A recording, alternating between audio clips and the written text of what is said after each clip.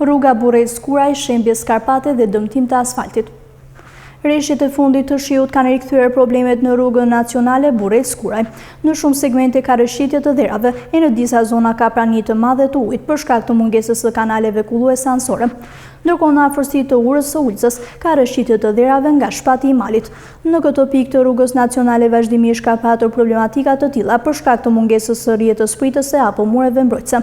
Ndërkohë në afërsi të tunelit të vogël ka shembje të anës së poshtme të rrugës. Mbrojtëset metalike anësore kanë mbetur në ajër, ndërsa shembja vijon për shkak të rreshjeve të vazhdueshme të shiut.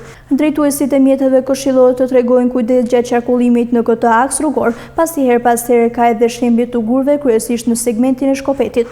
Ky aks rrugor nacional vijon të mbetet ndër më të degraduarit në vendin tonë për shkak të mungesës së investimeve të plota.